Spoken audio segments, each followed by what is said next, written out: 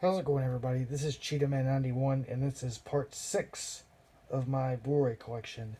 And to start out, we have from 1968, Danger Diabolic, which is about basically the exploits of a thief named Diabolic and the police inspector that's trying to catch him. Yeah, this is an Italian film directed by Mario Bava, the same guy that did Planet of the Vampires. But this one's much better in my opinion. Very this is based off a Italian comic book, and yeah, I don't know. This one's pretty entertaining. Like it's very extremely campy. Like it definitely feels like a product of the 1960s, but yeah, that's probably my favorite part about it. Plus, it's a really low budget film, but it has like really nice production design. Like a lot of like the matte paintings and the sets and stuff just look really good for something it's like this, and it's on such a microscopic budget. Well, under $1 million. So yeah. Plus, it's got a pretty interesting soundtrack by Ennio Morricone. Yeah, I don't know. Like I said, it's entertaining. If you want like a comic book film that's not like more based off like a superhero or whatever, this one's worth checking out. Back minutes. Let me get this adjusted. There we go. And next up, we have another one from 1968. This is The Producers. Oh yeah, it's Tommy Tallarico's favorite movie. If you didn't know what that talking about for that, which people that watch this, they know what I'm talking about.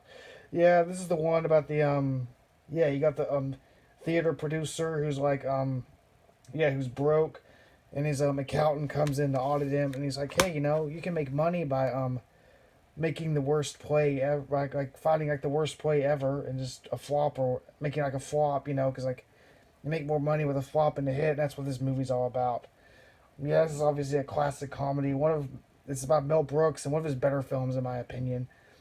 It's just incredibly silly. I mean, you got the whole springtime for Hitler stuff, and just like the all the weird characters. Just yeah, if you want like a good comedy, like you gotta watch this one. I mean, yeah, apparently I know this one got a remake as well and got like a Broadway play. I don't know if those are as good, but yeah, you can't beat The Producers though. Like I said, not Brooks is probably yeah top three Brooks in my opinion. And next up we have yet another comedy. This is from 1969. This is Take the Money and Run. This is I think Woody Allen's first. This is his second film, I think, but this is his first film that's not like based on something else. Like his first film was just he just took some Japanese movie and just like redubbed it and re-edited it. But anyways, this film is about the world's worst bank robber, and that's pretty much it. Yeah, I would definitely recommend this one. This is like early Woody Allen too, so this is before he started doing like all the rom coms and stuff. This is back when his films were more influenced by like the classic Hollywood comedians. Like I said, I would definitely recommend this one. It's not the best Woody Allen movie, but it's got its moments. Like whenever he tries to like get out of jail, tries to make a key out of like whenever he tries to like get out of jail, make a gun out of soap, and whenever it like rains, like the yeah, it just like turns into a bunch of suds. That's just one of funny part of the film. There's like other funny parts too, like when all the everybody's together on a chain gang and they're trying to escape, but they all like have to like move around at the same time. That shit's pretty funny. Yeah, it's just if you like a silly movie, this one's worth checking out. And I guess next up, we're finally at the 70s. We have now the Andromeda Strain, which is I think this is based off a book. Yeah, I know Michael Crichton did the screenplay, but yeah, I think it's based off a book. Anyways, this film is about a virus from another planet, and like these dark scientists have to like figure out the cure for it. This one's pretty good, to be honest with you. Like it sounds like it's dull, and it sounds like it could be dull and boring. And for some people, it could be dull and boring. But I don't know. It held my interest enough. Plus, later on in the film, there are some, I guess, yeah, sort of actiony sequences. So yeah, there's some excitement to be had. Like I said, this probably isn't for everyone. Like it's pretty long, and some people might find it a bit dull. But I don't know. I thought it was entertaining.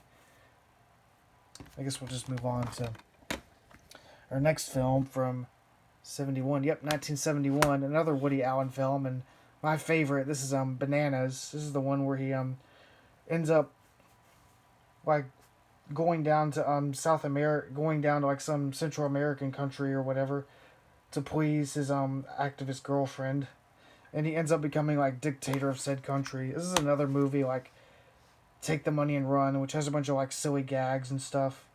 Like I said, I think this one overall is like the better film, just better gags and whatnot. I mean, it's a pretty silly premise, just yeah, some random schmuck becoming like dictator to some South American country. So yeah, definitely check this one out. It's got some silly side gags and whatnot. And moving on, we have a movie I've seen part of, but not completely. This is 1972 Silent Running. Yeah, like I said, I've seen about half this movie. I need to finish it at some point. Like it seemed like it was alright. I don't know. Like I said, I just need. This is one I like tried to watch at one time, and I just fell asleep, about to fall asleep, so I stopped it and was going to watch it finish it the next day, and I never did. So yeah, can't really say too much about this one, but from what I do remember, the special effects are pretty good for the time. So there's that. Plus, it's sort of like an environmental sci-fi film, if that makes any sense. And here we have a sci-fi film I've definitely seen. This is our last Woody Allen film, or my last Woody Allen film. This is 1973 Sweeper. This is the one where the guy that works in the like a health food store is found in his freezer and unfrozen in the future, and they end up using him to stop the dictatorship that's in charge or whatever, like total weird, like it's like a dystopian film. Anyways, yeah, this film has a lot of slapstick in it, like way more than the other two, and this one's like not quite as good as Banana. I don't know.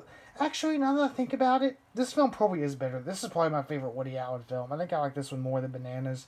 Like this one's got like a bunch of silly sight gags like you would see in old silent movies. Plus, it's even got like the Dixieland music. Like I said, if you want like a good homage to like silent films, like I would definitely check this film out. Like, it's really good. It's really good. So yeah. And next up we have from 1973. This is The Long Goodbye by Robert Altman. Yeah, I don't remember much about this one. Like it's good, I guess, but this is one of those films where like the audio quality is terrible. Plus, it's a Robert Altman film, so everyone's gonna be talking over each other, and so the dialogue's like difficult to understand. And if what I remember, like the plot's a little convoluted as well. Like I don't know, like it had like I like the performances and like the atmosphere and stuff, but yeah, this is another one I probably need to give another chance. Like it seemed like it was fine, but yeah, it's one of those neo noirs. It just could have been better, in my opinion.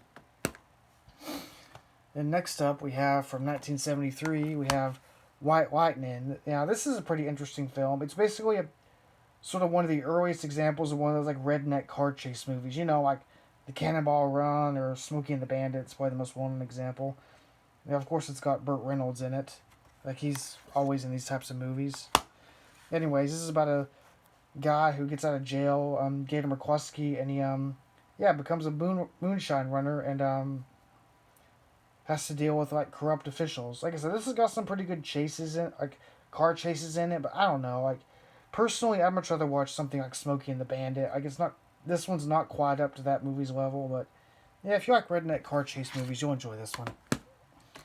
And next up, we have another film I've only seen like part of. This is Sam Peckinpah's Bring Me the Head of Alfredo Garcia. Yeah, I don't remember much about this film. I remember the audio is pretty bad. I think the plot is like this guy right here has to like get the head of Alfredo Garcia, like a bounty or whatever. But I don't know. I don't remember a ton about this one. I haven't seen all of it.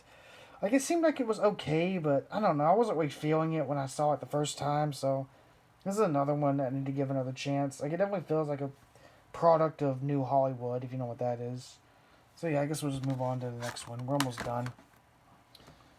Next up, we have, I think this is another one from 1974. This is Black Christmas. This is a pretty important release. This is generally considered like, one of the earliest, pretty early example of the slasher film.